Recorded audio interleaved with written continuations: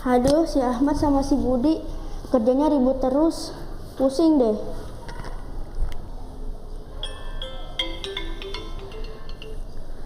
Assalamualaikum. Iya, tanggal 1 April. Aduh, maaf ya Chandra, bukannya nggak kompak. Aku off dulu deh acara kumpul-kumpulnya. Ya, kumpul-kumpulnya ya. Iya, oke, lain waktu ya. Dah. Males banget sekarang kumpul sama teman-teman. Udah sibuk sama HP masing-masing. Kalau ngumpul, ngobrol, ngalor, ngidul ya ngomongin teman sendiri ya pamer ya gitu deh. Mungkin gak sih hidup sendirian aja, kayaknya tenang, tentram gitu. Assalamualaikum Azam. Waalaikumsalam Bu. Sedang apa tadi? Kalau lagi ngobrol? Biasalah Bu, anak muda Bu. Milenial generasi strawberry katanya. Nah, ada Bu Santi nih. Azam mau tanya-tanya boleh gak Bu? Boleh, silakan. Ini Bu, silakan diminum Bu. Oh iya, terima kasih. Bu, mungkin gak sih kalau manusia itu bisa hidup sendiri? Gimana ya menurut Azam? Mungkin gak sih? Enggak, soalnya kita tuh kayak butuh bantuan dari orang lain. Oke. Iya, setuju Zam. Jadi kita itu memang tidak bisa hidup sendiri karena Allah Subhanahu wa Ta'ala sudah mentakdirkan kita sebagai makhluk sosial. Kodratnya manusia itu sebagai makhluk sosial. Artinya kita selalu butuh kehadiran orang lain di dalam proses kehidupan kita.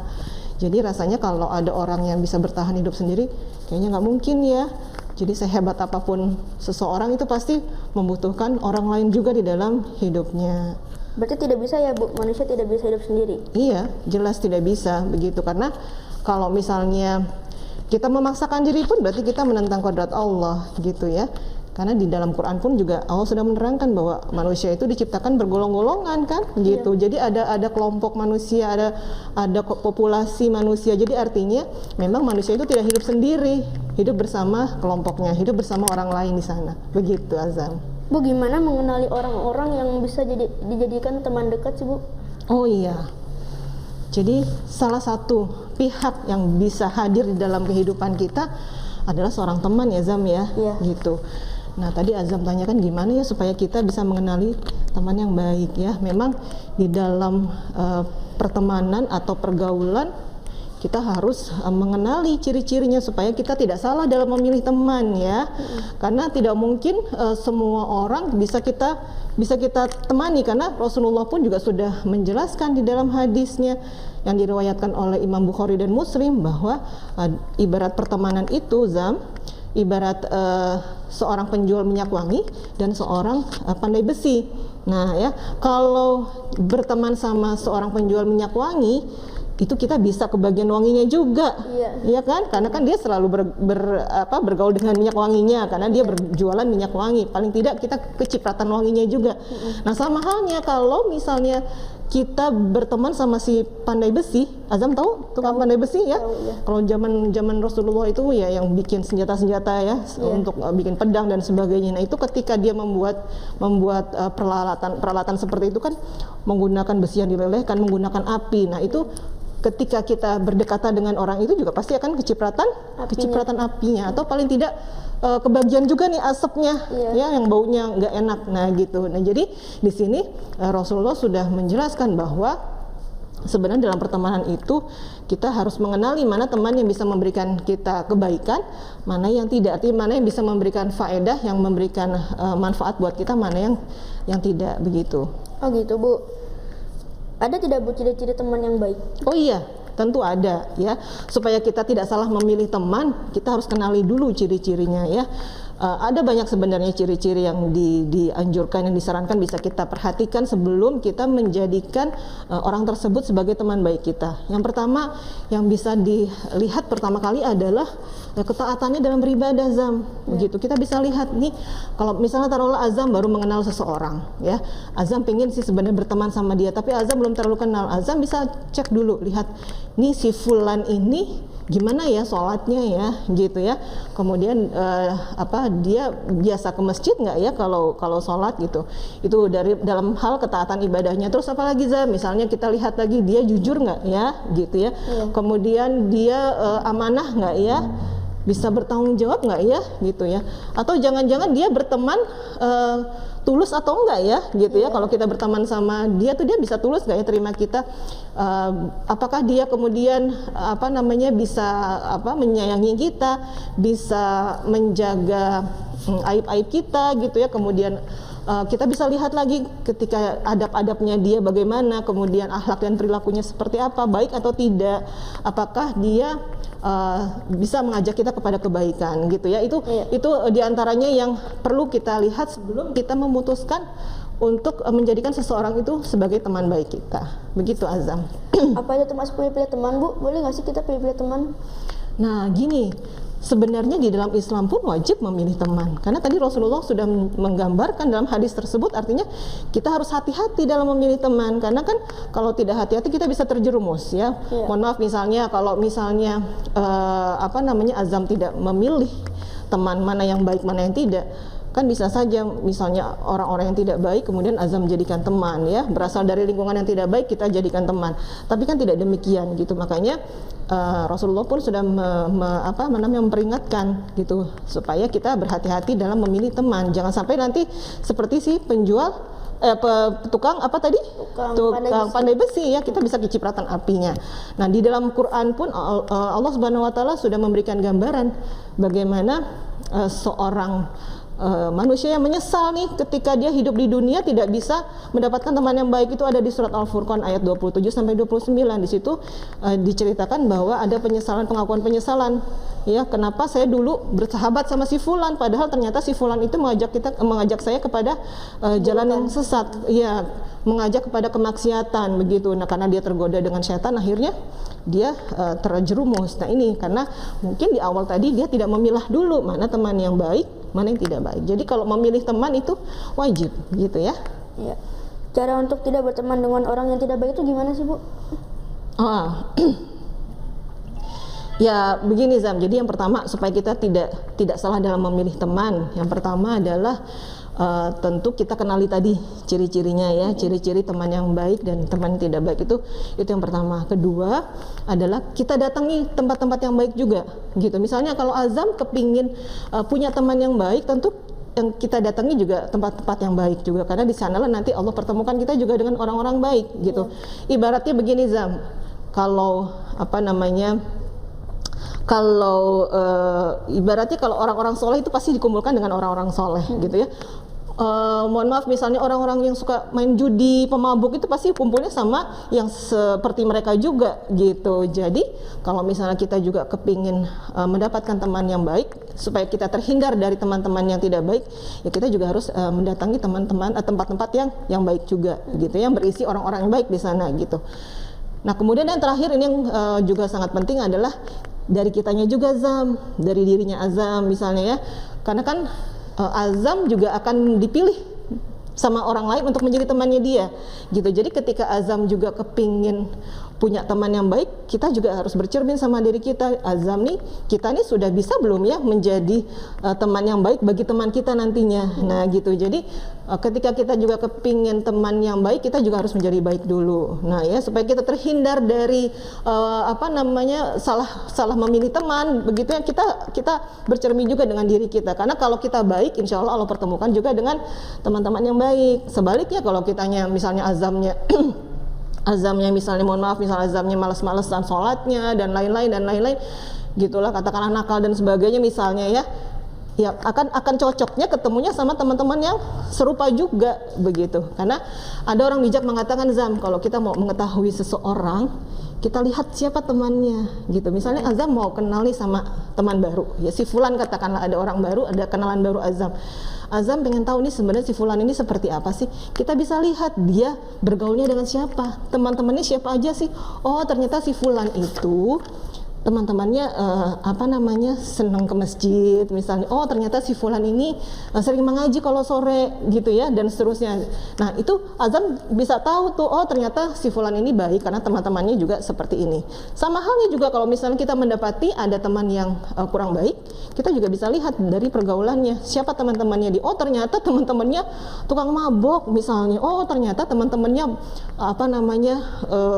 suka main judi misalnya. Oh berarti orang ini juga tidak baik, seperti itu. Begitu Zam. Pertemanan yang tidak baik, tidak sehat hubungannya pertemanan itu seperti apa Bu?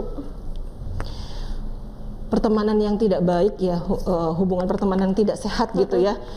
Ya itu muncul dari sebuah pertemanan yang sudah tidak saling sudah tidak ada rasa saling menghormati gitu ya, tidak ada lagi saling menghargai, mungkin antar sesama teman saling menjelekkan gitu ya, atau sudah atau masing-masing saling memberi pengaruh-pengaruh negatif. Itu juga bisa menjadi bisa membuat hubungan pertemanan menjadi tidak sehat. Jadi kalau sudah melihat ada kondisi seperti ini, ya sebaiknya kalau masih mungkin diperbaiki, kita perbaiki, karena kan manusia itu tidak luput dari khilaf ya Zam ya, gitu. Apalagi namanya suatu pertemanan, ada aja kita konflik sama teman, kayak tadi Azam, Bu Santi lihat Azam lagi kesel sama teman-teman begitu ya.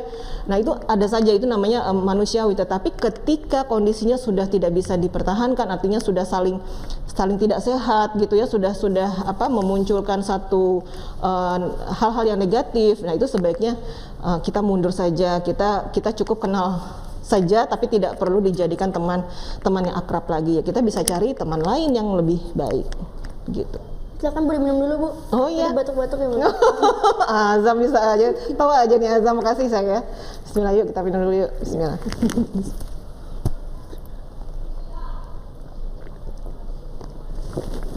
Alhamdulillah. Seger ya Zam? Saya boleh lanjutannya ya Bu? Boleh, silakan lanjut Zam. Kalau kita sudah mendapatkan teman yang sesuai ciri-ciri yang bisa dijadikan teman baik, bagaimana caranya agar menjaga pertemanannya itu tetap ada gitu loh? Baik, nah ini dia nih tantangannya di sini nih Zam. Biasanya mempertahankan itu lebih sulit daripada mencari, daripada membangun gitu ya. Membangun sebuah pertemanan juga butuh usaha, tetapi ketika sudah didapatkan, nah menjaganya ini yang sulit. Nah, gimana nih caranya supaya pertemanan itu bisa langgeng gitu ya, bisa bertahan lama, bisa awet ya. Nah, yang pertama ya itu tadi, memunculkan rasa saling tadi Zam. Kenapa harus saling? Karena kan ini kedua pihak. Gak bisa cuma dari sisi kita sendiri, harus dari teman kita juga ada timbal balik. Jadi harus apa? Harus ada saling menyayangi, saling memahami, saling apalagi Zam? Saling menghargai, kemudian saling menghormati, bisa saling memaafkan gitu ya. Kemudian apalagi saling membantu atau menolong. Kemudian saling memberi dukungan, mensupport gitu. Saling percaya, saling terbuka, seperti itu ya. Jadi itu hal-hal yang menjadi faktor sebuah pertemanan itu bisa langgeng. Karena kalau ada salah satu pihak pertemanan itu tidak melakukan hal yang sama, tidak saling menyayangi gitu ya.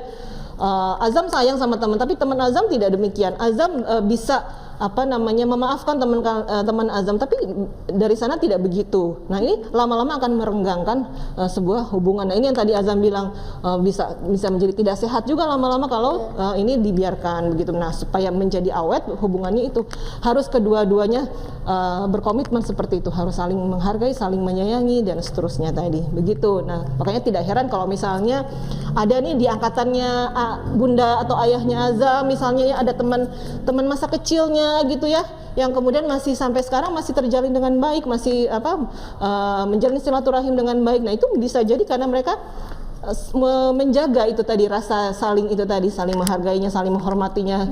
Jadi walaupun sekarang sudah sama-sama berkeluarga, sudah sama-sama memiliki anak, tapi tetap bisa terjalin dengan baik. Bahkan mungkin anak-anak mereka bisa saling akrab juga, bisa jadi berteman juga begitu ya. Jadi ini yang mahal tuh di sini Zam, yang mahalnya di sini menjaga pertemanannya ini. Karena kalau kita sudah mendapatkan teman yang baik, yang bisa membawa kita kepada ketaatan pada Allah, itu harus dipegang erat ya, jangan sampai terlepas, karena mendapatkan teman yang demikian itu sulit gitu. Makanya betul-betul dijaga silaturahimnya. Makanya harus punya komitmen dalam berteman. Jangan sampai nanti itu tadi Bu Santi lihat Azam Gerutu sendiri begitu kan,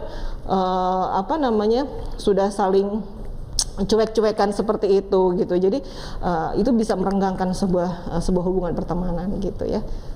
Aduh, saya bisa gak Bu punya teman yang baik dan menjaga pertemanannya hingga dunia akhirat? Ada tips-tips lain nggak Bu? Apalagi generasi milenial sekarang. Ini cenderung individualisasi sama gadget terus. Gitu ya. Ya, gini Zam, ini kan memang kita memang satu tidak bisa menghindari dari gadget, tapi gimana nih supaya pertemanan kita ada ruhnya gitu ya Zam ya, ada rasanya yang dibangun di dalam sebuah pertemanan. Nah kayak tadi Bu Santi lihat kan Azam apa namanya, kayaknya kesel gitu ya setiap ketemu temen begitu-begitu aja, nggak ada rasanya di dalam pertemuan. Nah makanya ketika membangun sebuah pertemanan, menjalin sebuah pertemanan, bikin komitmen Zam, begitu. Jadi pertemanan itu butuh dibangun juga dengan komitmen. Salah satunya misalnya begitu, nanti kalau ketemu apa namanya, kalau ketemu kita no gadget ya gitu ya, misalnya kita betul-betul ngobrol ya, karena beda pertemanan yang dijalin secara nyata, secara faktual gitu ya, dibanding dengan teman-teman yang kita jalin di dunia maya. Misalnya taruhlah Azam punya followers banyak di medsos gitu, tapi belum bisa dikatakan sebagai teman yang sejati kalau kita belum pernah ketemu secara langsung, kita bertatapan muka, kita berinteraksi secara langsung, kita kenali dia dari atas sampai bawah istilahnya ya, kita kenali siapa orang tuanya, dia tinggal di mana dan seterusnya gitu. Jadi kalau misalnya ada kesempatan seperti tadi, kita kumpul dan lain-lain, ketemu sama teman-teman, itu dikomitkan, oke kita mau kumpul yuk, kita ketemu, kita silaturahim di satu tempat gitu. Nah nanti kita bikinlah apa nih, mau bikin acaranya apa, seperti apa, diisi dengan kegiatan-kegiatan yang bisa dilakukan bersama-sama, jadi tanpa gadget lah gitu. Karena kalau misalnya itu tidak disepakati, tidak dikomitkan, ya bisa jadi gitu, karena bingung kan mau ngapain, dia mau ngapain, akhirnya ngobrolnya nggak jelas, ngalor ngidul, akhirnya jadi bosan sendiri, kan sayang gitu ya. Jadi seperti itu. Gitu, Terima kasih banyak ya Bu sudah memberikan penjelasan, saya Sama-sama. tercerahkan. Nah teman-teman semua, Bu Santi ini psikolog dari Salam. Bu Santi boleh tidak jika ada teman-teman, orang tua atau guru, karyawan yang ingin konsultasi sama Ibu? Boleh banget, silakan. Jadwal konsultasi hari apa dan jam berapa ya Bu?